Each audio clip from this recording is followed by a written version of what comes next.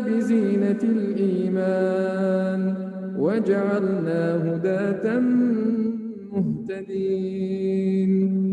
اللهم زينا بزينة الإيمان وجعلنا هداة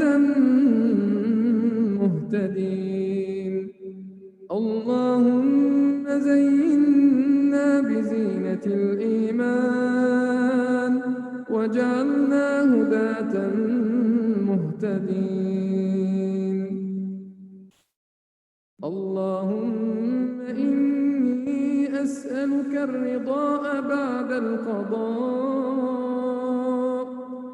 اللهم إني أسألك الرضا بعد القضاء. اللهم إني أسألك الرضا بعد القضاء. ربنا لا تزغ قلوبنا بعد إذ هديتنا. ربنا لا تزغ قلوبنا بعد إذ هديتنا. ربنا لا تزغ قلوبنا بعد إذ هديتنا. اللهم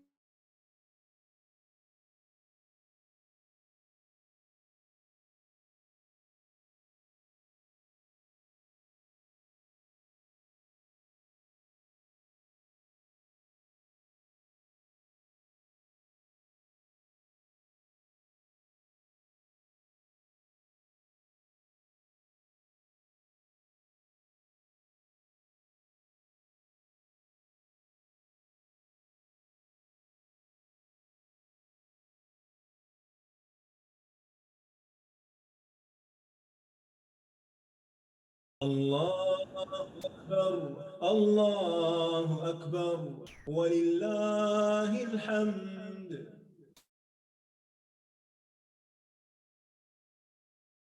الله أكبر الله أكبر الله أكبر لا إله إلا الله. الله أكبر الله أكبر ولله الحمد. الله أكبر الله أكبر الله أكبر لا إله إلا الله. الله أكبر الله أكبر ولله الحمد.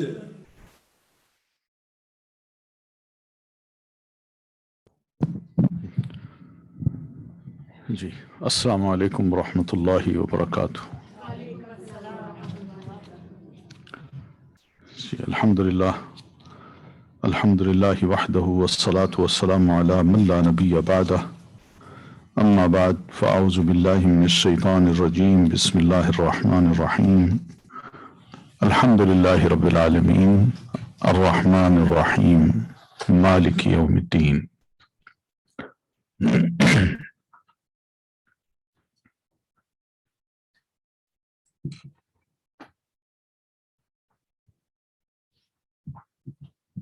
جی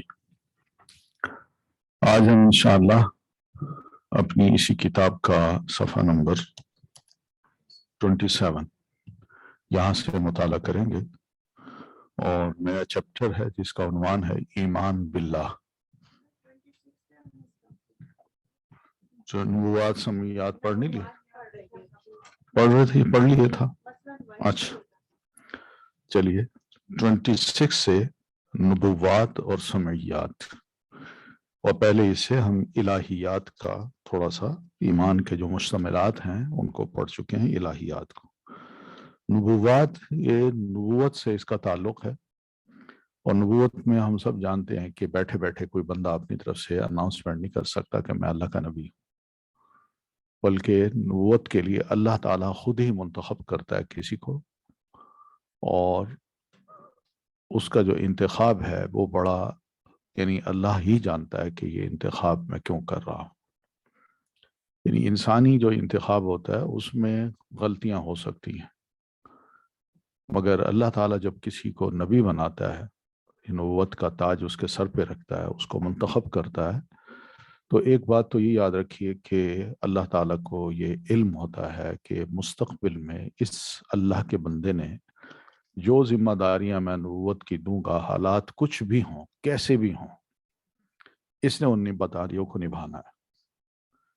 یہ گھبرائے گا نہیں، تنگ نہیں آئے گا، اور پھر اسی طرح نبوت سے ریزائن نہیں دے گا، بلکہ اس پہ ڈٹ جائے گا اور آخر وقت تک اس نے یہ کام دین کا کرنا ہے، کیونکہ نبوت کی ذمہ داری کو اتنی آسان نہیں ہے، اس سے بہت کچھ مخالفتیں ہیں، سختیاں ہیں، بائیکاٹس ہیں، لوگوں کی ناراضگیاں ہیں، مذاق اڑانا ہے، نام رکھنا ہے، یہ سب ایسی چیزیں ہیں جو کہ دشمن حربے استعمال کرتا ہے تاکہ کسی طرح یہ انسان جو ہماری طرح کا ہے اپنی نبوت کے دعوے سے باز آ جائے اور یہ نبی نہ کہلائے۔ تو اللہ تعالیٰ ایسے نبی کو جب منتخب کرتا ہے تو سب سے پہلے وحی بھیجتا ہے، اور وحی ایک تعلق ہے جو کہ نبی اور اللہ کے درمیان قائم ہو جاتا ہے، اور اس تعلق میں اللہ اپنے پیغامات وحی کے ذریعے جب رسول کو بھیجتا ہے یا نبی کو بھیجتا ہے تو نبی ایسے پیغامات کو امت تک پہنچاتا ہے۔ وحی پر ایمان لانا ضروری ہے، اس کا نبوت سے تعلق ہے۔ اگر ہم وحی کو نہ مانیں تو نبی کو نہیں مان سکتے، اور اگر وحی کو مانتے ہیں تو پھر جبریل امین کو بھی ماننا پڑتا ہے، اور اللہ تعالیٰ کی ذات کو بھی ماننا پڑتا ہے، اور اس کلام کو بھی ماننا پڑتا ہے جو وحی کے ذریعے نبی پر نازل ہوتی ہے۔ تو وحی ایک بنیادی چیز ہے، اور یہ ایک ایمان بالغیب سے اس کا تعلق ہے۔ ہم نے نہیں دیکھا وحی کو، جبریل علیہ السلام کو، مگر جب آپ یہ اناؤنسمنٹ کرتے ہیں کہ مجھے اللہ نے نبی بنا دیا ہے تو ہم آپ کو تصدیق بھی کرتے ہیں، اور تصدیق تو پہلے کے یہ جتنے مرحلے ہیں وحی کے، جبریل علیہ السلام کے کلام نازل ہونے کے، ان سب کو ہم تسلیم کرتے ہیں۔ یہ نہیں ہو سکتا کہ میں اتنا تو مان لوں کہ یہ وحی نازل ہوئی مگر جو کلام آپ پر نازل ہوا میں اس کو نہیں مانتا، یا کلام جو ہے وہ نازل ہوا ہے مگر وحی نازل نہیں ہوئی، یعنی فرشتہ نہیں آیا آپ کے پاس۔ اب قرآن مجید کو پڑھتے جائیں تو یہی پتہ چلتا ہے کہ وحی کا انکار قرآن مجید کا بھی انکار بن گیا، جبریل امین کا بھی انکار بن گیا، وحی کا انکار مخالفت بھی بن گئی، قرآن کی مخالفت، جبریل امین کی مخالفت، رسول اللہ صلی اللہ علیہ وسلم کی بھی مخالفت۔ اور پھر وحی کے انکار سے جو سب سے بڑی بات وہ یعنی سامنے آتی ہے وہ یہ ہے کہ نبی کا وحی سے جب کوئی تعلق نہیں تو نبی پر الزام آتا ہے کہ یہ جھوٹ بولتا ہے۔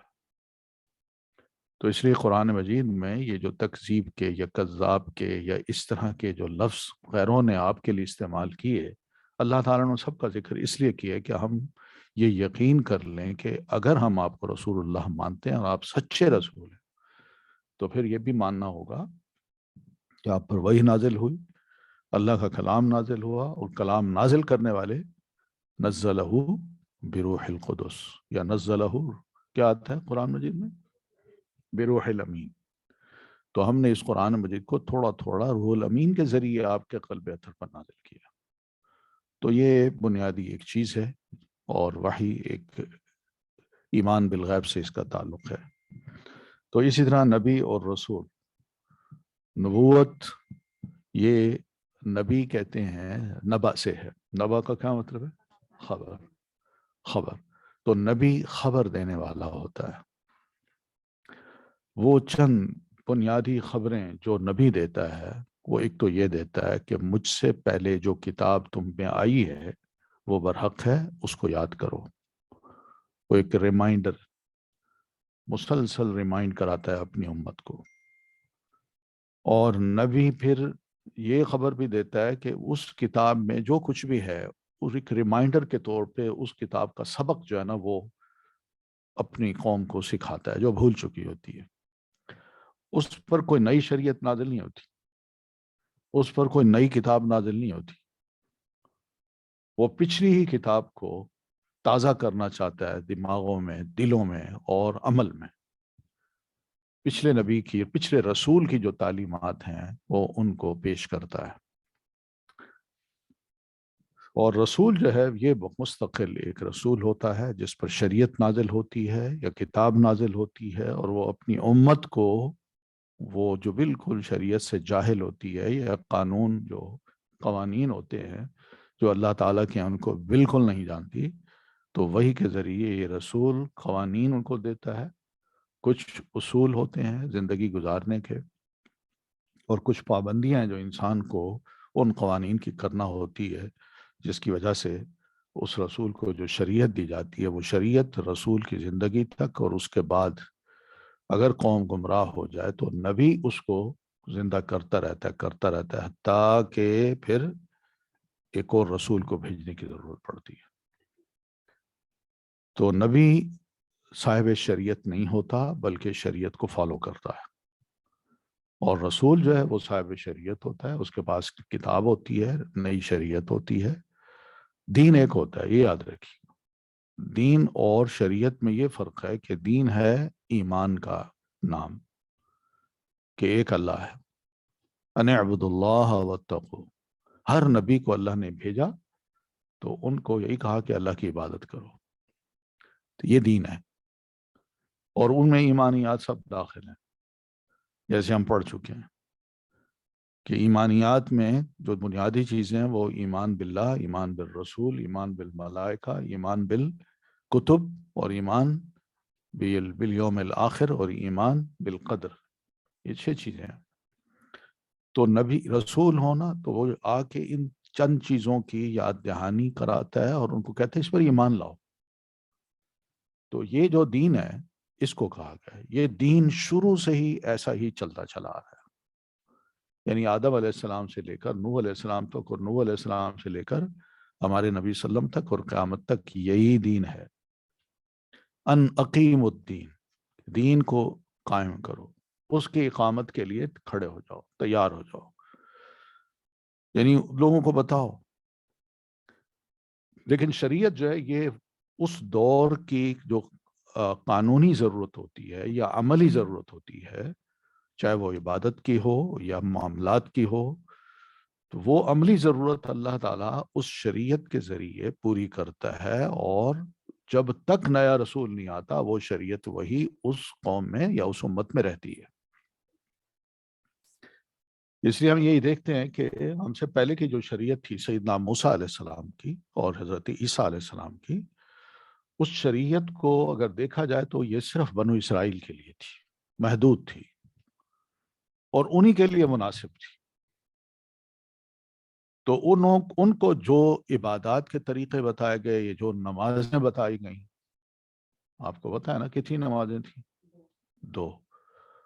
وہ نبی علیہ السلام کو معراج میں سیدنا موسیٰ علیہ السلام نے کر عرض کی تھی نا کہ جناب میری امت تو 2 نمازیں نہیں پڑھ سکی صبح شام کی، آپ کی امت 50 نمازیں کیسے پڑھے گی؟ تو ان کی 2 نمازیں تھیں، تو وہ نماز کا جو طریقہ ہے وہ انہی کا ہی تھا۔ اسی طرح ان کو جو شریعت دی گئی اس میں ہم یہ بھی دیکھتے ہیں کہ کچھ چیزیں اللہ تعالیٰ نے ان کے لیے پہلے حلال کی تھی، بار بار کی نافرمانیوں کی وجہ سے اللہ نے ان حلال چیزوں کو بھی ان کے لیے حرام کر دیا تھا۔ لیکن انہوں نے پھر کیا کیا کہ کچھ چیزیں اپنے آپ سے حرام کر دی اپنے اوپر۔ تو یہ وہ ہم پڑھتے ہیں 4 پارے کی 2 آیت میں کیا ہے، اللہ تعالیٰ کیا فرماتے ہیں کہ لن تنالوا البر حتى تنفقوا مما تحبون وما تنفقوا من شيء كل الطعام كان حلا لبني إسرائيل إلا ما حرم إسرائيل على نفسه من قبل أن تنزل التوراة۔ تو یہ کچھ کھانے حلال کچھ حرام، اور خاص طور پر حرمنا علیہم شحومہما، ہم نے جانوروں کی جو چربی تھی، حلال جانوروں کی چربی، اس کو بھی حرام کر دیا تھا۔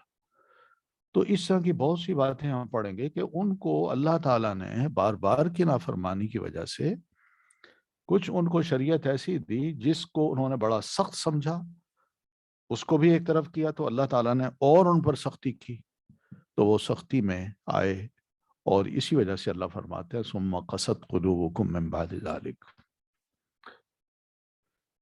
تو خیر، تو یہ جو شریعت ہے یہ ہر دور کی اپنی ہوتی ہے. اب ہماری جو شریعت ہے جو رسول اللہ صلی اللہ علیہ وسلم کو دی گئی، اس شریعت کو یہ دیکھ کے دیا گیا ہے کہ اب آپ چونکہ آخری رسول ہیں، آپ پر آخری کتاب نازل ہو رہی ہے، اور آپ کو ساری انسانیت کے لیے قیامت تک آنے والے جو انسان ہیں ان سب کے لیے رسول بنا کے بھیجا گیا ہے.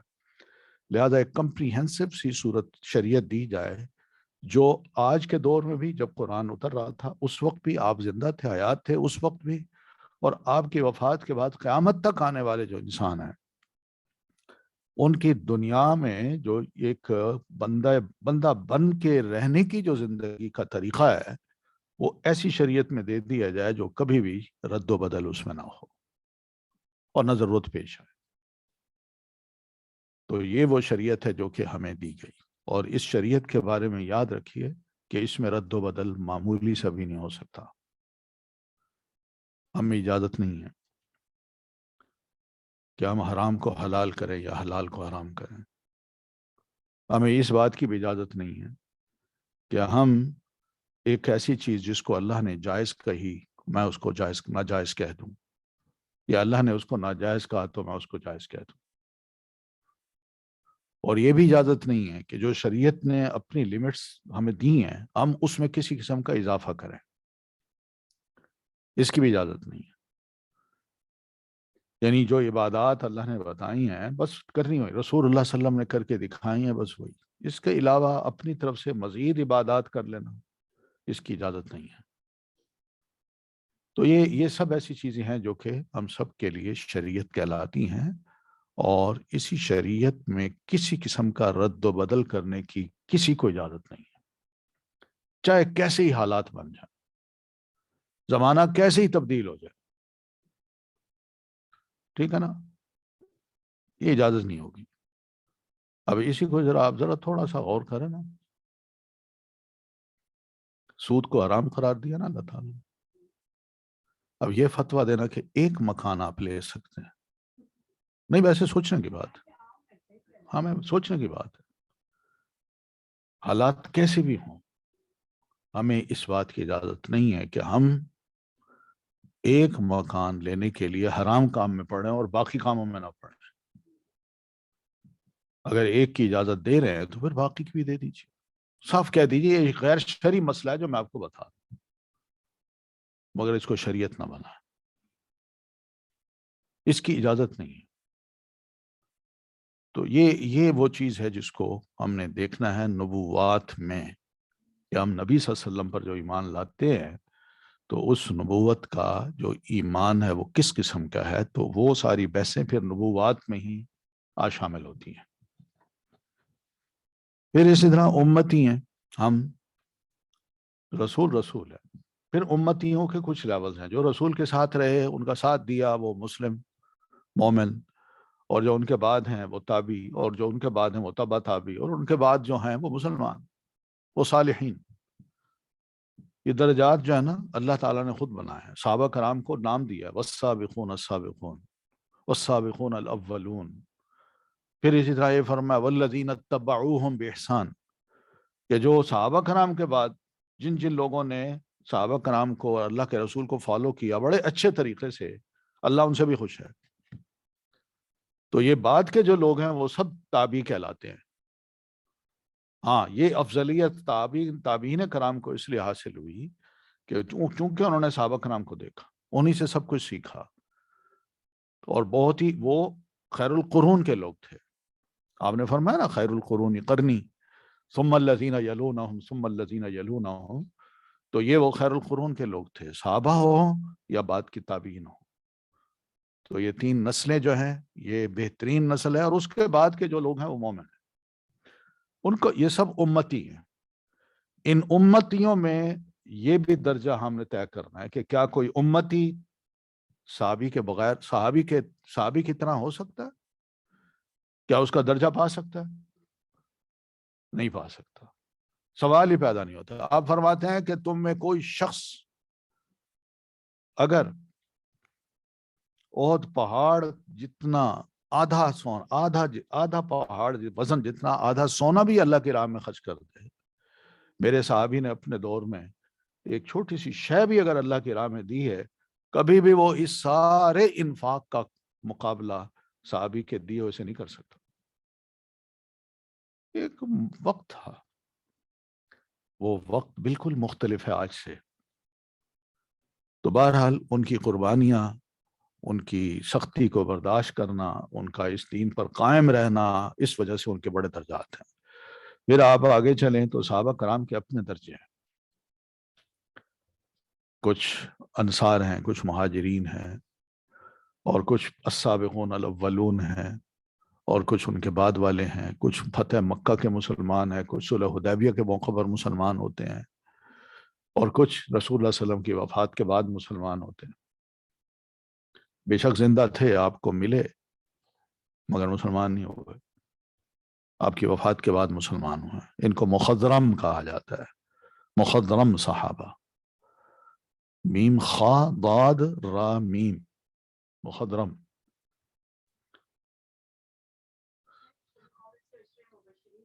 اور میں بتاتا ہوں، تو یہ وہ ہیں۔ تو پھر انہی میں عشرہ مبشرہ بھی آ گئے ہیں، جن کو زندگی میں ہی بشارت دے دی گئی کہ تم جنتی لوگ ہو۔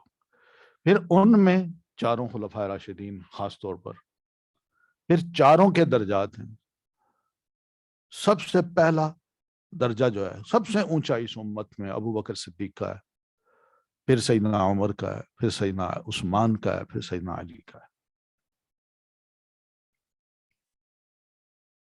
یہ درجات ہیں۔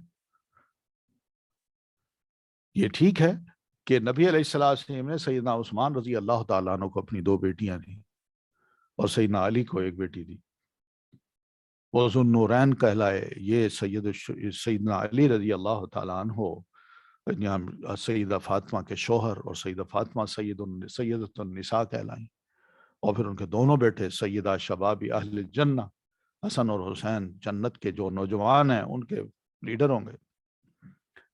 یہ مقام آپ نے بتائے ہیں، امہات المومنین کا الگ مقام بتایا۔ تو یہ درجے جو ہے نا، یہ بھی ہم نے دیکھنے ہیں کہ یہ ہیں تو امتی، مگر ان میں ہم نے ذرا فرق کرنا ہے۔ کسی صحابی کو نبی کے مقام پہ نہیں بٹھانا۔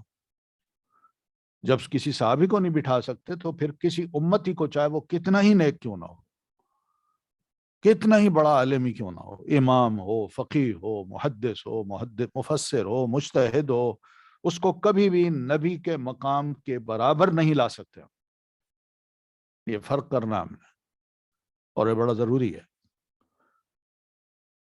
جب غلو آتا ہے نا، تو اس غلو میں نقصان یہی ہوتا ہے کہ امتی کو مقام دے دیا جاتا ہے رسول کا، اور پھر رسول کو ذرا ایک طرف کر دیا جاتا ہے، اس کی کوئی خاص ویلیو نہیں ہوتی اس غلو میں۔ سیدنا علی رضی اللہ تعالیٰ عنہ کے بارے میں اگر اتنا غلو کروں گا تو ہر وقت میں انہی کی باتیں کروں اپنے لوگوں کو، اور حضرت نبی علیہ السلام کی کوئی بات ہی نہ کروں، نہ میں سیرت بتاؤں، نہ آپ کے مزاج کو بتاؤں، نہ آپ کی دعوت و تبلیغ کا ذکر کروں، نہ نبی علیہ السلام کی قربانیوں کا ذکر کروں، اور نہ ہی اللہ کے رسول صلی اللہ علیہ وسلم کے کسی اعمال کا، عبادات کا ذکر کروں، تو یہ پھر کیا ہے؟ یہ تو یہی ہے کہ نبی سے بھی زیادہ درجہ اس کو دے دیا گا جس کا ہر وقت ذکر ہوتا ہے، تو یہ غلط بات ہے۔ اسی طرح ہم یہ بھی اگر دیکھیں کہ سیدنا مقابلے میں آ کے سیدنا عثمان ہو، ان کو بڑھا چڑھا کے اتنا پیش کریں، بس درجے ہیں اللہ نے دے دیے، اور یہ کہیں کہ چونکہ ان کی رشتہ داری تھی لہذا ان کا درجہ حضرت ابوبکر، حضرت عمر سے بہت زیادہ ہے، یہ بھی غلط بات ہے۔ علماء نے اس کو یوں جوڑا ہے، ایک چھوٹا سا جملہ ہے، خیر الناس الذی بنتہ فی بیتی، بہترین انسان وہ ہے جس کی بیٹی اس کے گھر میں ہے۔ کون ہے؟ حضرت عثمان، نبی علیہ السلام کی 2 بیٹیاں ان کے گھر میں ہیں، اور حضرت علی ہیں، اور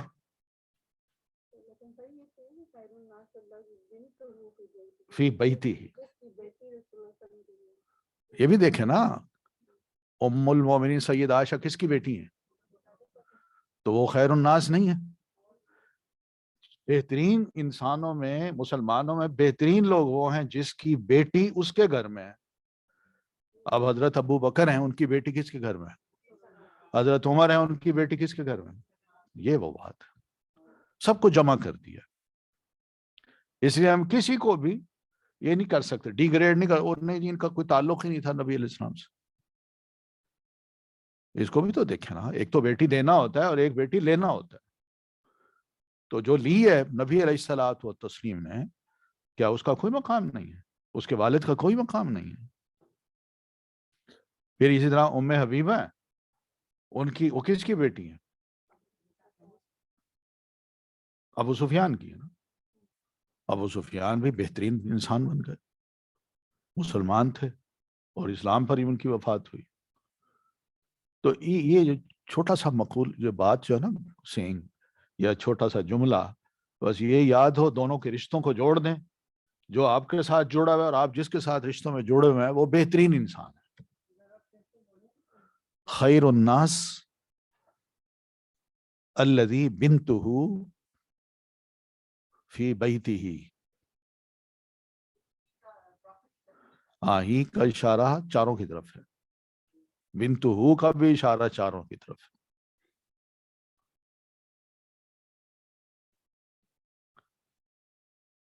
تو بہرحال امتی کو ہم کبھی بھی اس درجے پہ نہیں لا سکتے جو کہ رسول کا درجہ ہوتا ہے۔ ہاں، امتیوں میں درجات ہیں، ہم درجات عند اللہ، اللہ تعالیٰ نے بھی جنت میں بھی ان کے درجے بنائے ہوئے ہیں۔ تو اس لیے یہ دنیا میں بھی اللہ نے بتا دیا ہے کہ ان کے درجے ہیں۔ پھر ختم نبوت کا مسئلہ ہے، یہ بھی ہے کہ نبی پہلے تو آتے رہے، نبوت آپ پہ کیوں ختم کر دی گئی؟ اور ختم نبوت کا کیا مطلب ہے؟ تو اس کا مطلب یہی ہے کہ بس جو پوری دیوار جو تھی نا نبیوں کی، اس میں ایک خالی جگہ تھی اینٹ کی، وہ بس اس میں ڈال کے اس کو فل کر دیا گیا، بس اب کوئی اور اینٹ رکھنے کی ضرورت نہیں ہے۔ تو اس طرح یہ نبوت کا آپ نے معنی کیا ہے کہ میں، آپ نے خود اس کی وضاحت فرمائی ہے، اور پھر آپ یہ بھی فرماتے ہیں نا، قرآن میں جو فرمایا خاتم النبیین، خاتم تا کے اوپر زبر ہے، اس کا مطلب ہے سیل، ختم یختم سے، یہ سیل لگا دینا۔ جب سیل لگتی ہے نا، آپ کوئی شے، کیا کہتے ہیں آج کل، وہ جو ڈاک کا ایک بڑا تیز سلسلہ ہے، ہاں ہاں، نہیں آپ کوئی شے بھیجنا چاہتی ہیں 1-2 دنوں میں، ڈی ایچ ایل، تو ڈی ایچ ایل کو آپ جب ان کا لفافہ لے کے اپنی شے اس میں ڈالتی ہیں، تو ڈالنے کے بعد اس کو کیا ہوتا ہے؟ چاروں طرف سیل کر دیتے۔ تو یہ سیل کا کیا مطلب ہوتا ہے؟ یہی کہ کوئی شے اب باہر سے اندر نہ جائے، اور نہ اندر کی شے کوئی باہر آئے۔ تو ختم کا مطلب یہی ہے کہ بس اب آپ کی نبوت ایسی ہے کہ اب کوئی باہر سے اعلان نہیں کر سکتا کہ میں نبی ہوں، اور نہ آپ کے بعد کوئی نبی آ سکتا، بس یہ مطلب ہے۔ اس کا مطلب یہ نہ سمجھیے گا کہ اس جیسا نبی نہیں آ سکتا۔ لوگ یہ کہتے ہیں ختم نبوت کا مطلب یہ ہے کہ آپ جیسا نبی نہیں آ سکتا۔ وہ جیسا کا لفظ نہیں ہے بھائی، یہ ختم کا لفظ ہے۔ لیکن اگر ہم بعد میں کسی کے بارے میں یوں کہتے ہیں خاتم المحدثین، خاتم المفسرین، خاتم الاولیاء، تو وہ کہتے ہیں دیکھیے آپ نے یہ کہا خاتم الاولیاء، ولیوں کا خاتم، کیا وہ اس کے بعد ولی نہیں آ سکتے؟ یعنی اس کا مطلب ہے کہ اس جیسا نہیں آ سکتا۔ تو ہم یہ کہتے ہیں اگر کوئی کہتا بھی ہے تو کیا اس کے کہنے سے شریعت بن جاتی ہے؟ پہلی بات تو یہ سوچنی ہے نا کہ اس کا کہا ہوا کوئی اللہ کا کہا ہوا، اس کا کہا ہوا کسی رسول کا کہا ہوا، کوئی وحی کی بات ہے یہ؟ بلکہ یہ جو بات ہے خاتم النبیین، یہ تو اللہ نے فرمایا ہے، اس کی تعویل کیوں کی جاتی ہے؟ تو اس وجہ سے یہ سب جھوٹ ہے، غلط ہے کہ آپ کے بعد کوئی نبی آ سکتا ہے، آپ جیسا نہ آئے لیکن آپ کا شیڈو، کیا کہتے ہیں اس کو، ذلی نبی، کہ ذلی نبی آ سکتا ہے. کوئی ایسا ذلی نبی نہیں ہے. ٹھیک ہے نا. تو ختم نبوت کا جو مسئلہ ہے، بہرحال یہ بھی بالکل واضح ہے قرآن مجید میں. ہماری اکثریت چونکہ اس لفظ سے ناآشنا ہے، اس کے معنی سے، تو وہ صرف اسی لفظ کی کوئی گرامیٹیکلی یا کیا کہتے ہیں صرفی نحوی وہ بات کر کے دوسرے کو مروب کر دیتے ہیں، اور ہمارا بندہ جو ہے نا وہ ان چیزوں سے ناواقف ہوتا ہے. تو اس کے بعد کیا ہوتا ہے، بس وہی کہ لوگ کہتے ہیں دیکھیں جی بڑے بااخلاق لوگ ہیں، بڑے اچھے لوگ ہیں، بڑے تمیز سے پیش آتے ہیں، بڑی عزت کرتے ہیں، تو یہ کیا برے لوگ ہیں؟ اور کہتے بھی ہیں کہ ہم اللہ کے رسول کو مانتے ہیں، کہ آپ خاتم النبیین ہیں، آپ کے بعد آپ بالکل واقعی خاتم النبیین ہیں. تو یہ سب جو ہے نا، بہرحال ذرا ہوشیار رہنے کی ضرورت ہے، اسی لفظ کو ذرا سمجھنے کی ضرورت ہے، باقی کچھ نہیں. ایک دفعہ سمجھ آ جائے، ہم قرآن مجید کو سمجھ لیں گے اچھی طرح، اور اس کا معنی مفہوم بھی سمجھ لیں گے. ورنہ اگر اس کا معنی میں نہ آیا تو اس قسم کے نبی کئی کھڑے ہو جائیں گے. آپ کی وفات کے بعد مسیلمہ کذاب نے بھی دعویٰ کیا، اور اس کے حالات پڑھیں تو اس نے حضرت ابوبکر صدیق کو یہ تک لکھا کہ میرے ہاں مسجدیں ہوں، وہاں اذانیں دی جائیں، ہم قبلے کی طرف رخ کریں، 5 وقت کی نماز پڑھیں، تب بھی آپ میرے خلاف جہاد کریں گے. یہ اس نے لکھا تھا. تو حضرت اس نے بالکل ٹھیک، میں کروں گا جب تک کہ تم اپنی اس حرکت سے توبہ نہیں کرتے. اور سب کو پتہ ہے لڑائی ہوئی ہے، 700 صحابہ شہید ہوئے ہیں وہاں، کوئی معمولی بات نہیں ہے یہ. ہم اس کو معمولی سے سمجھ لیں، او جی کیا ہوا؟ نبی علیہ السلام کی تعلیمات کو ہم، دوسرا مطلب ہے کہ ہم دل سے مان ہی نہیں رہے، تصدیق ہی نہیں کر رہے. آپ اگر یہ کہیں کہ انا خاتم النبیین لا نبی بعدی، تو ہم کہیں نہیں کوئی بات نہیں، اگر کوئی ہے تو کیا ہوا. نہ، یہ کوئی ہے تو کیا ہوا، یہ ہمارے ایمان پہ ایک بہت بڑی ضرب ہے جو لگا دی گئی ہے، اور ہم اس معاملے میں بڑے نرم ہو گئے کہ ٹھیک ہے جی کوئی بات، یہ وہ جانے کیا ہوا. آتے ہیں، بٹھاتے ہیں، ان سے بات کر لیتے ہیں، وہ ہمیں بلا لیتے ہیں، ہم ان کی دعوت کھا لیتے ہیں، ہم ان کو بلا لیتے ہیں. کل کو یہ سارے کام آگے بڑھتے چل جائیں گے، اور بڑھ رہے ہیں. تو یہ جو کیا ہوا کی والی جو بات ہے نا، یہ تصدیق کی کمزوری ہے. کہ نبی علیہ الصلوۃ والتسلیم کی سچائی پر ہمارا ایمان نہیں. آپ نے جو کہا ہے میں اس کو دل و جان سے مانوں، اس پر میرا ایمان نہیں. آپ خود فرماتے ہیں سیکون فی امتی ثلاثون کذابون دجالون کلہم یدعی انا نبی. آپ فرماتے وانا خاتم النبیین لا نبی بعدی. میری امت میں 30 قسم کے لوگ کھڑے ہوں گے، دجل و فریب سے کام لے کے ہر ایک یہ دعویٰ کرے گا میں نبی ہوں. آپ فرماتے ہیں بالکل وہ نبی نہیں ہوں گے. سنو، میں خاتم النبیین ہوں، میرے بعد کوئی نبی نہیں. کتنی واضح سی بات ہے. قرآن مجید نے بھی کہہ دیا خاتم النبیین، آپ نے بھی فرمایا. اس کے باوجود پھر ہم مسلمان جو ہے نا اتنے ڈھیلے پڑ رہے ہیں.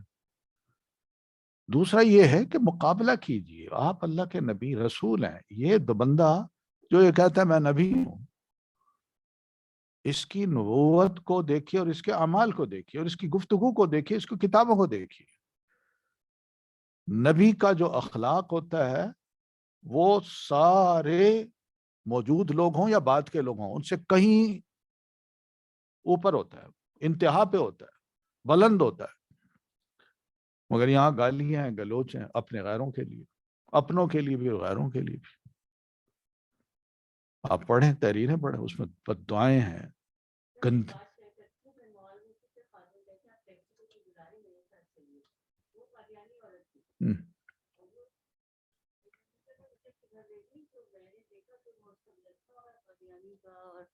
پتہ نہیں کیا کیا. تو اس کا بیٹا آیا میرے پاس، کہنے لگا کہ آنٹی آپ راہ راست پہ آ جائیں. دیکھ، تو میں نے کہا ہاں بیٹا میں راہ راست پہ ہوں، لیکن میرے پاس چھوٹا سا قرآن تھا انگریزی میں. اب یہ جملہ جو ہے آپ راہ راست پہ آ جائیں، یعنی ان کا کیا عقیدہ ہے؟ ہم سب گمراہ ہیں. گمراہ ہے. اس کے بعد کہنے لگا میں چھوڑوں گا. میں نے کہا نہیں تم نہیں چھوڑو گے. اور خیر میں نے زیادہ بدتمیزی بھی کی ان لوگوں کے ساتھ، اور میرے لیے ناشتہ اور یہ. تو میں نے کہا یہ تو خنزیر ہے، یہ پتہ نہیں کیا کیا میں جذبات میں بول گئی. تو کہنے لگا آپ کو پتہ نہیں ہے وہ خاتم نہیں ہے، وہ خاتم ہے. ہاں یہ کس نے کہا کہ وہ خاتم ہے، وہ سیل ہے؟ تو کوئی دیکھ، راستہ بتائیے نا اپنے بچوں کو بچانے کا. نہیں ان کو بتایا نا بھائی قرآن مجید کے نہیں لفظ نہیں ہیں. ہم اپنے بچوں کا. ہاں یہ قرآن مجید کے لفظ ہیں، میں تو نہیں کہہ رہی، اللہ تعالیٰ فرما رہا ہے. اس تم طرح سے یہ خاتم، گھیرتے ہیں. تم خاتم کہاں سے لائے ہو؟ سوچنے کی بات تو یہ بات بھی ذرا بہرحال میں چونکہ بات چل نکلی ہے تو میں بتا دوں کہ مرزا غلام احمد قادیانی کی زندگی کے تین دور ہیں. یہ تین ادوار کو آپ یاد رکھیں ہمیشہ. ایک دور وہ ہے جب کہ وہ مسلمان تھا اور وہاں جو آفس تھا، جو اس وقت انگریزی حکومت تھی، اس کے آفس میں یہ کلرک تھا. وہاں اس دور میں عیسائیوں اور مسلمانوں کے بارے میں، مسلمانوں کے آپس میں بڑی تحریری بہت مناظرہ بازی ہو رہی تھی. رسول اللہ صلی اللہ علیہ وسلم کے بارے میں ان لوگوں نے بہت کچھ لکھا جو وہاں کے ان سب کانٹیننٹ کے عیسائی تھے. حتیٰ کہ یہ کتاب بھی آپ نے سنی ہو تو رنگیلا محمد یہ نام رکھا تھا اس کا. تو نبی علیہ السلام کی اس قدر توہین آمیز یعنی کیفیت اردو کتابوں میں شائع کر کے انہوں نے خوب پھیلائی. تو مسلمان علماء تھے وہ بھی جواب دے رہے تھے اور الحمدللہ دیا انہوں نے. لیکن یہ جو ساری لیدے ہو رہی تھی مناظرہ بازی کی، تو اس میں غلام احمد قادیانی جو ایک آفس میں تھے کلرک، تو انہوں نے کہا جی ان کا مقابلہ میں کرتا ہوں. میں نے نہ ایک زبردست مٹیریل اکٹھا کیا ہوا، ایسی کتاب لکھوں گا کہ یہ آئندہ کبھی بھی یہ جواب ہی نہیں دے سکے. لیکن میرے لیے مسئلہ یہ ہے کہ میرے پاس پیسے نہیں ہیں اگر میں کتاب لکھوں یا کم از کم ایک سائٹ پہ بیٹھ کے یکسو ہو کے یہ کام کروں. تو مسلمانوں نے جب میں پیسے جمع کیے، مسلمان علماء نے، انہوں نے کہا بھائی ٹھیک ہے تو بھی کر رہا ہے کام تو کرو، ہم تو جواب ویسے ہی دے رہے ہیں تم بھی دو. تو اس کو پیسے ویسے دیے، بڑی دیر کر دی جواب دیتے دیتے. لیکن جب کتاب لکھی اس کا نام ہے براہین احمدیہ، یہ چھپی کتاب ہے.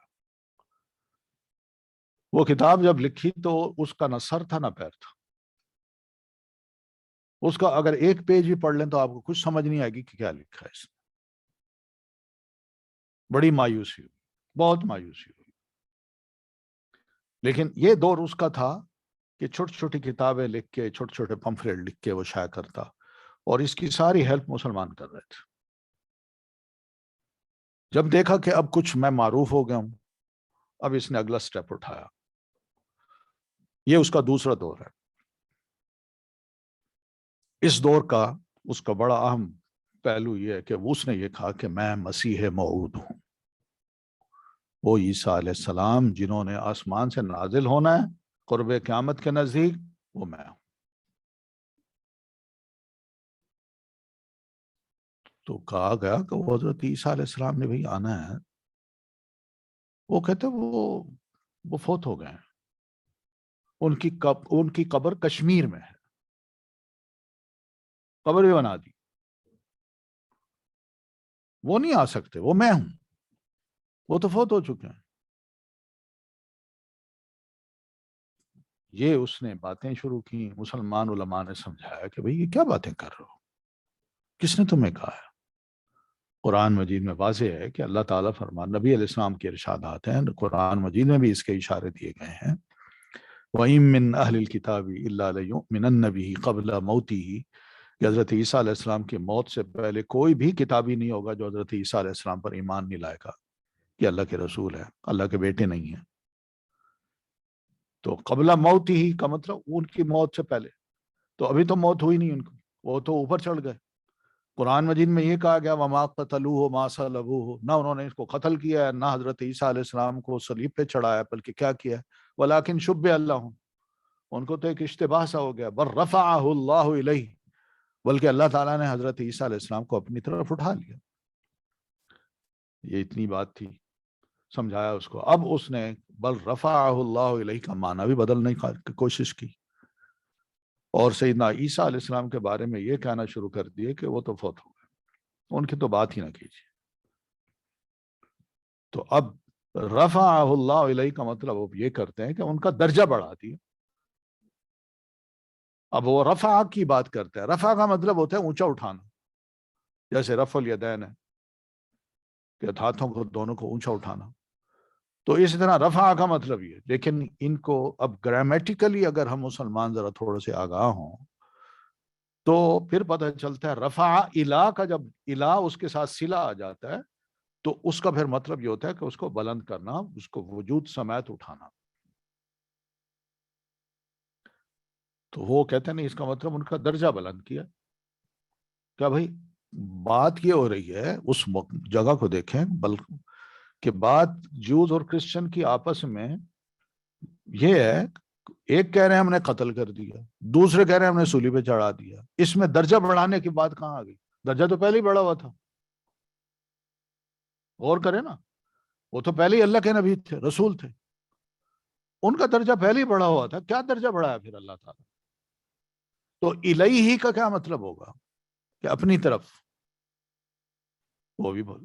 تو یہ میں کہنا یہ چاہ رہا ہوں کہ انہوں نے بس ان چھوٹی چھوٹی باتوں کو بنیاد بنا کے، جس کا ہمارا عام مسلمان نہیں جانتا، لوگوں کو گمراہ کرنا شروع کیا، اور کئیوں نے اس کو مان لیا یہ مسیح موعود ہے. یہ پہلی گمراہی تھی جو اس سے ہوئی. پھر جی اسی برٹش گورنمنٹ جو تھی نا، یہ انہی کے ملازم تھے. انہوں نے پھر ذرا دیکھا کہ معاملہ ٹھیک ہو رہا ہے تو سپورٹ کیا، اور پھر اس کے بعد آخر میں آ کے اس نے نبوت کا اعلان کر دیا کہ میں نبی ہوں. اور پھر اگر کتابیں پڑھیں تو یہ نبوت سے بھی ذرا آگے گیا کہ میں اللہ ہوں. یہ بھی کہا ہے، اور یہ بھی کہا ہے اللہ نے مجھ سے شادی کی.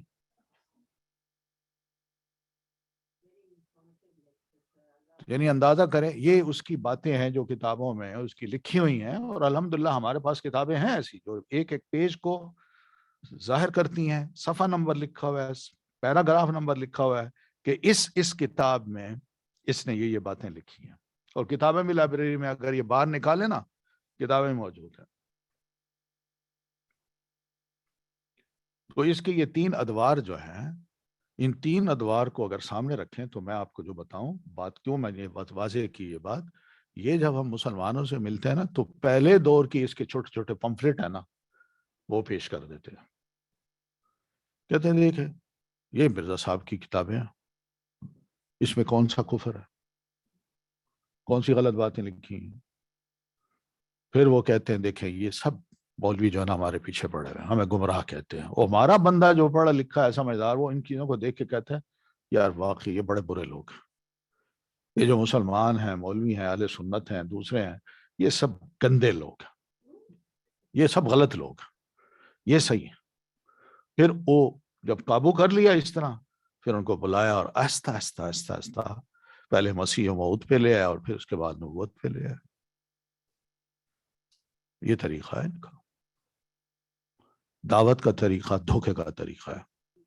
کھل کے نہیں آتے یہ لوگ سامنے، دھوکے سے یہ سٹیمپ بھی لگواتے ہیں، عمرے بھی کراتے ہیں، حج بھی کراتے ہیں. اگر آپ حق پر ہیں تو جرات کیجیے، ذرا کھل کے کہیے میں قادیانی ہوں، میں احمدی ہوں. احمدی جو ہے یہ غلام احمد کو کہتے ہیں یہ مسیح موعود ہے، اور جو قادیانی ہے وہ غلام احمد کو کہتے ہیں یہ نبی ہے. ان کے درمیان ابھی سے اختلاف یہ شروع ہو گیا. یہ اپنے آپ کو تو سنبھالیں، جائے کہ یہ ہم مسلمانوں کو دعوت و تبلیغ کریں. تو نبوت کا جو ختم نبوت کا جو مسئلہ ہے، یہ اس لیے اس کو آگے یہ ہائی لائٹ کیا گیا ہے کہ ایک تو اس کو پشت پناہی حاصل تھی غیروں کی، اور انہوں نے اس کو خوب اچھالا ہے، اور ہمارے اپنے مسلمان کئی گمراہ ہو رہے تھے. ان کو بچانے کے لیے علماء کو میدان میں آنا پڑا، کتابیں لکھنی پڑی اور دفاع کرنا پڑا، اور اس کے بارے میں کھل کے بتانا پڑا کہ اس قسم کا انسان ہے.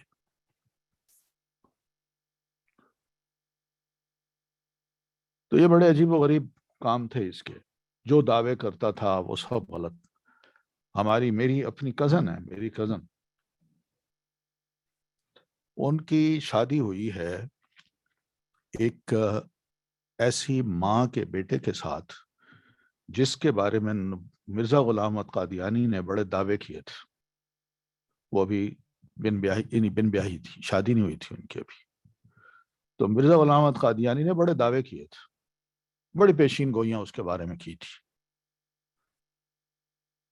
تو کیس جو ہے نا وہ بہت بڑی عدالت میں، لاہور کی عدالت میں وہ کیس کئی سال تک ہوتا رہا. جلال پور پیر والا کا وہ کیس ہے.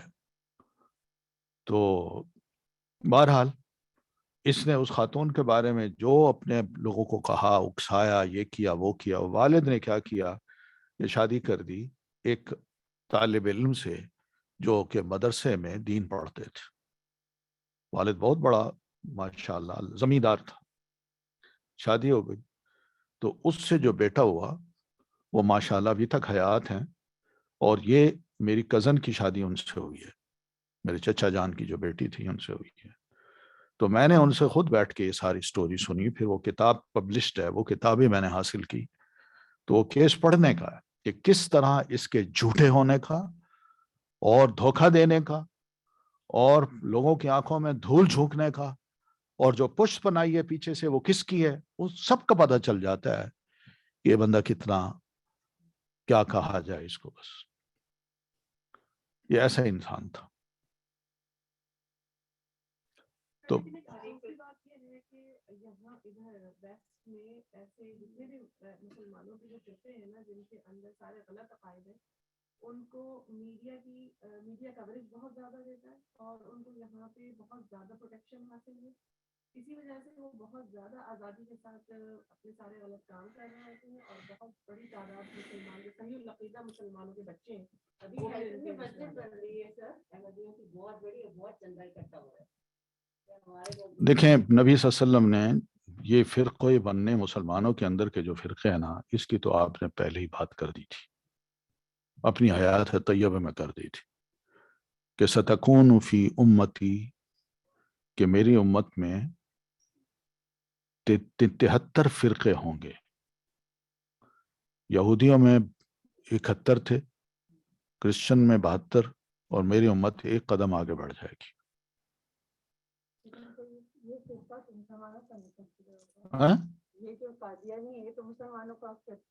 ایک سمجھ لیں ایک فرقہ یہ بن گیا نا، ہیں تو غیر مسلم لیکن فرقہ ہے، نکلے تو مسلمانوں سے ہے نا. ہاں وہ تو جی نہیں، کوئی بات نہیں، کرنے دیں ان کو.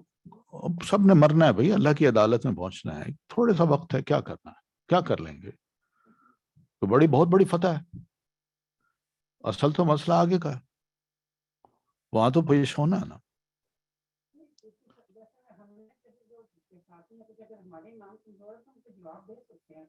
ہاں دیں، جواب دیں، ہمت کریں، آئیں آگے. ہاں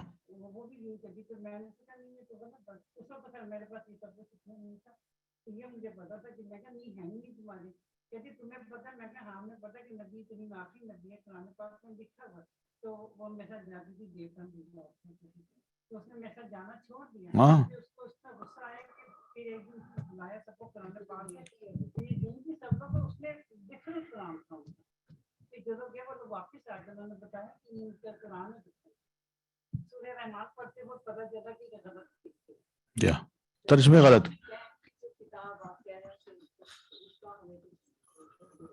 نہیں وہ پرانی کتاب ہے، چھپی کہیں تھی پرانے دور کی، یعنی پاکستان بننے سے پہلے کی وہ پبلشڈ ہے. وہ میں نے کہیں سے الحمدللہ مجھے مل گئی، میری لائبریری میں رکھی ہے. یہاں نہیں رکھی، پاکستان میں اسلام آباد کی جو لائبریری ہے میری، میں نے اس میں رکھی ہیں یہ چیزیں. جب گیا تو دیکھوں گا.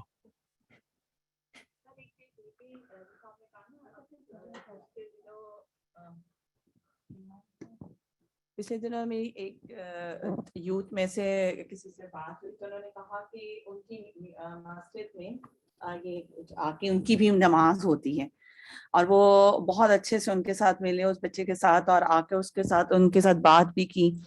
تو جس بچے سے میری بات ہو رہی ہے اس نے کہا کہ میں نے اس سے کہا کہ بھئی آپ کا ان کے ساتھ بیٹھنا یا ملنا جلنا صحیح نہیں. اس نے کہا نہیں، جب ہم کرسچن سے اور لوگوں سے ملتے ہیں تو پھر ہم ان سے کیوں نہیں دوستی رکھ سکتے؟ اگر یہ نان مسلم بھی ہیں تو پھر ہم ان سے کیوں نہیں دوستی رکھ سکتے؟ اصل میں نے یہی دیکھا ہے کہ 9/11 کے بعد جو مسلمانوں کو گھبراہٹ ہوئی نا یہاں کے یا دنیا بھر کے، اس کے بڑے یہاں کے مسلمانوں پر بڑے اثرات پڑے ہیں. تو پھر دوسرا یہ کہ جو کیا نام ہے میری ایج کے لوگ یہاں آئے ہیں وہ تو یہاں پہ اپنا وقت گزار رہے ہیں، لیکن بچوں کو حوالے کر دیا اس سوسائٹی کے. اور مجھے دین کا کچھ پتہ نہیں ہے، مسلمان ہوں، نماز پڑھ لیتا ہوں، مگر یہ خواہش نہیں ہے کہ میں کم از کم دین کی بنیادی باتیں جان کے میں اپنے بچوں کو سمجھاؤں. یہ خواہش نہیں ہے. اب وہ یونیورسٹی میں ادھر ادھر جہاں انہوں نے اپنے دوست بنا رکھے ہیں وہ ان سے ملتے ہیں، ان سے بیٹھتے ہیں، ان سے متاثر ہوتے ہیں. تو ہمارا بھی بہت بڑا قصور ہے. تو پھر دوسرے کے سپورٹ حاصل ہے، یہ مسئلہ بھی ہے سارا.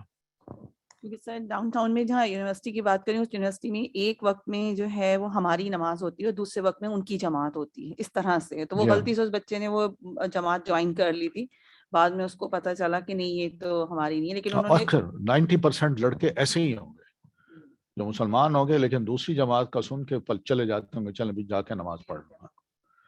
میں وہی کہہ رہا ہوں نا کہ یہ لوگ کھل کے نہیں آتے ہمارے سامنے، کھل کے نہیں آتے، بات نہیں کرتے. نام ٹائٹل ہمارے رکھے ہوئے ہیں، مسجد نام ہمارا رکھا ہوا ہے، اصطلاحات ہماری استعمال کرتے ہیں، قرآن مجید کی آیات بھی پڑھتے ہیں، حدیث اللہ کے رسول کا نام بھی لیتے ہیں، لیکن بیچ میں اس طرح کی بات کر لیتے ہیں. اور ہمارا بندہ جو ہے وہ اس سے بڑا متاثر ہوتا ہے تو بھئی یہ بات ٹھیک کر رہے ہیں. تو میں ایک بات کروں، پہلی بات تو یہ کہ دیکھیے نبی علیہ السلام نے جو کچھ بھی پیشین گوئیاں کی تھی نا، وہ ہمارا ایمان ہے کہ وہ بالکل سچی ہیں اور سچی ثابت ہوتی ہیں. ہوئی بھی ہیں، آپ کے دور میں بھی ہوئی ہیں اور آپ کی وفات کے بعد بھی ہوئی ہیں اور آئندہ بھی یہ ہوتی رہیں گی. یہ ہمارا ایمان ہے. قرآن مجید بھی اس کی تصدیق کرتا ہے. الف لام میم غلبت الروم فی ادنی الارض من بعد وهم من بعد غلبهم سیغلبون فی بضع سنین.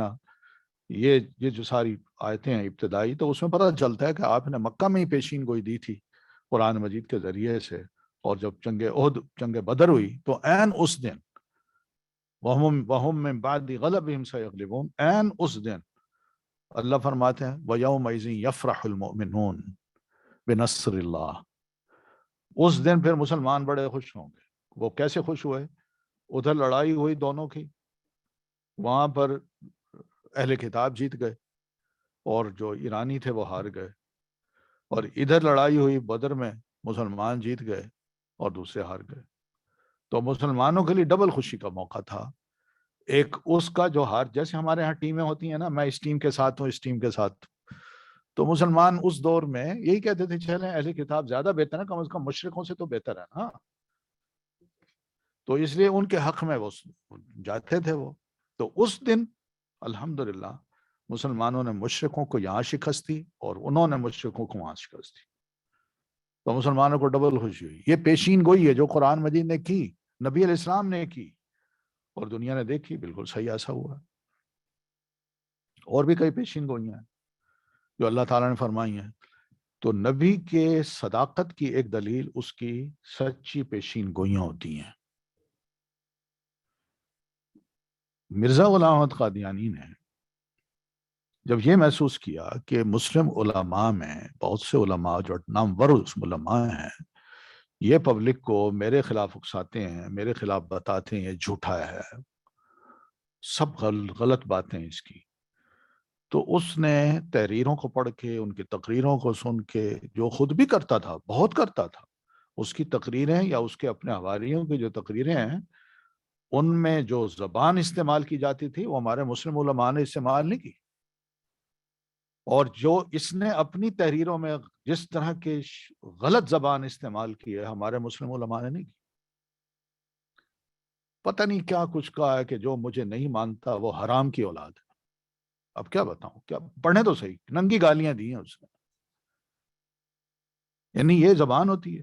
تو بہرحال اس نے کیا کیا کہ ایک دعویٰ یہ کر پیشین گوئی کر دی اور تنگ آ کے لکھا کہ آؤ میدان میں ہم مباہلہ کرتے ہیں. اور مباہلہ کا مطلب کیا ہوتا ہے؟ یہی کہ اللہ ہم میں جو جھوٹا ہے اس کو سچے کی زندگی میں موت دے دے، تاکہ دنیا کو پتہ چل جائے کہ جھوٹا انسان تھا وہ فوت ہو گیا اور دوسرے کی سچائی ثابت ہو جائے. اس نے مباہلہ کی تاریخ فکس کی.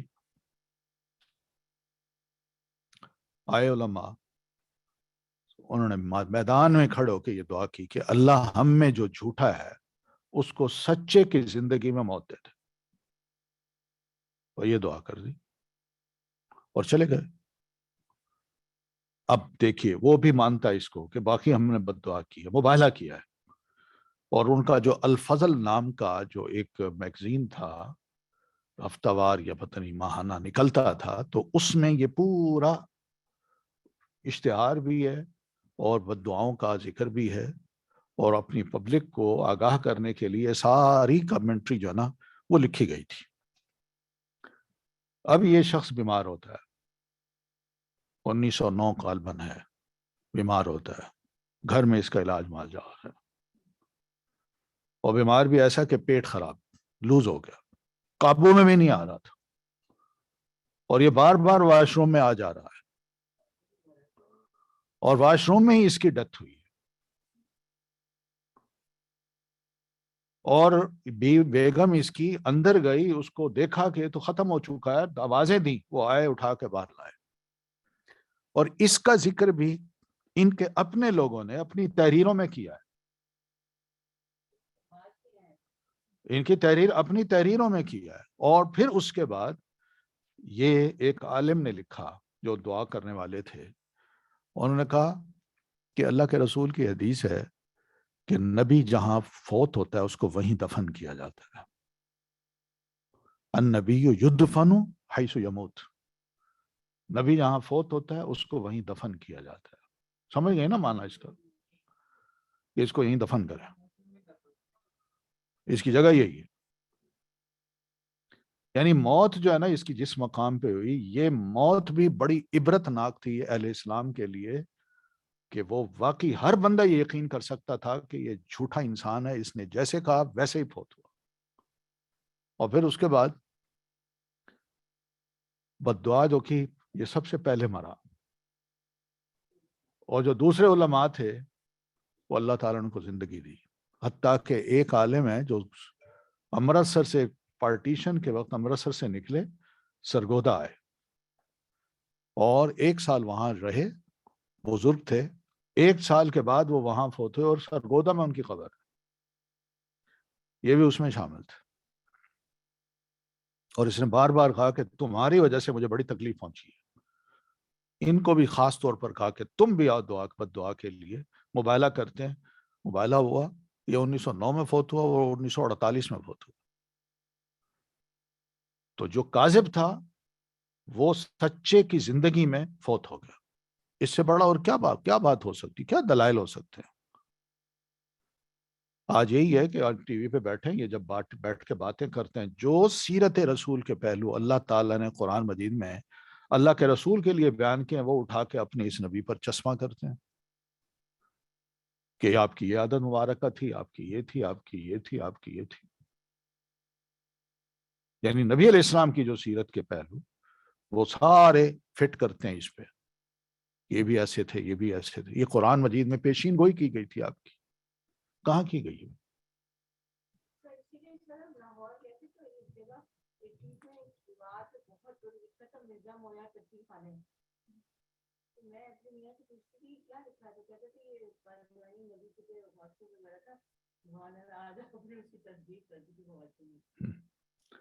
تو مقصد کیا نے کہا یہ کہ یہ تھوڑا سا سمجھیں ان باتوں کو، تو اس میں جوش میں آنے کی ضرورت نہیں ہے، بلکہ صرف لفظوں کو سمجھیں. ختم النبی، خاتم النبیین کو سمجھیں، بر رفعہ اللہ الیہ کو سمجھیں، اور حضرت عیسیٰ علیہ الصلوۃ والتسلیم کی جو حیات طیبہ ہے ان کو آپ جانیں، یہ ایمان رکھیں کہ انہوں نے آنا ہے اور آ کے ساری اصلاحی کام کرنے ہیں، اور نبی علیہ السلام کے اسی دین کو انہوں نے زندہ کرنا ہے جو لوگوں میں تقریباً ختم ہو گیا تھا. صلیب کو توڑنا ہے، جتنے کرسچن ہیں وہ سب خود توڑ کے حضرت عیسیٰ علیہ السلام کے ساتھ آج شامل ہوں گے اور آپ کو رسول مان لیں گے۔ لیکن یہ جو حضرت عیسیٰ علیہ السلام کی رسالت ہوگی یہ کوئی نئی نبوت نہیں ہوگی، یہ بالکل آپ یوں سمجھیں جیسے کیوبیک کا جو کیا کہتے ہیں گورنر، اگر وہ یہاں آ جائے اونٹیریو میں تو اونٹیریو کے جو قوانین ہیں وہ ان کو فالو کرے گا، لیکن اس کو ریگارڈ، اس کی عزت کی جائے گی، ویسے تو اس کے مرتبے کے، اس کی گورنرشپ چھین نہیں جائے گی۔ تو حضرت عیسیٰ علیہ السلام یہاں آئیں گے اس امت میں، ان کو ساری امت سر آنکھوں پہ بٹھائے گی، رسول ہیں مانتے ہیں، لیکن یہ نہیں ہوگا کہ وہ اپنی شریعت لائیں، وہ رسول اللہ صلی اللہ علیہ وسلم کی شریعت کو زندہ کریں گے۔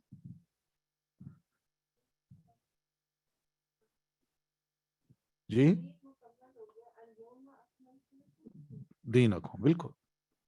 تو وہی میں کہہ رہا ہوں، یہ میں اس لیے بات کر رہا ہوں کہ لوگ یہ کہتے ہیں حضرت عیسیٰ علیہ السلام آ گئے تو وہ تو رسول ہیں، تو آپ کی نبوت تو ختم ہو گئی۔ ایسا مسئلہ نہیں ہے، آپ نے خود فرمایا میری امت میں یہاں کہ حضرت عیسیٰ علیہ السلام، تو ہم آپ کو مانتے ہیں کہ آپ رسول بن کے رسول ہوں گے، آپ کی رسالت یہاں اس امت میں آنے سے چھن نہیں جائے گی۔ نہ امت کو یہ کہا گیا کہ اس کی ناقدری کرنی ہے، پوری قدر کرنی ہے، ان کو اللہ کا رسول سمجھنا ہے، لیکن وہ اپنی انجیل کی بات نہیں کریں گے، وہ اس قرآن مجید کی بات کریں گے اور رسول اللہ صلی اللہ علیہ وسلم کے سیرت کی بات کریں گے، کسی اور کی بات نہیں کریں گے۔ بس اتنا ہے، یہ ہم مانتے ہیں۔ اس کے علاوہ باقی جو باتیں ہیں وہ کہیں ایسا اگر کوئی ذکر ہے جو آپ نے کی ہیں، یہ قرآن مجید میں کی ہیں، وہ بھی سر آنکھوں پہ، مگر اپنی طرف سے کئی مفروضے بنا کے اس طرح کے کوشچن چھیڑ کے لوگوں کے ذہنوں میں شکوک و شبہات پیدا کر کے انہیں گمراہ کرنے کی کوشش کرنا، یہ طریقہ جو ہے نا یہ اسلام کا نہیں ہے، کسی اور کا ہو سکتا ہے، اسلام کا نہیں۔ ٹھیک ہے، تو آج تو ہماری بس اسی نبوات پہ بھی تھوڑی سی بات ہوئی ہے۔ میں جی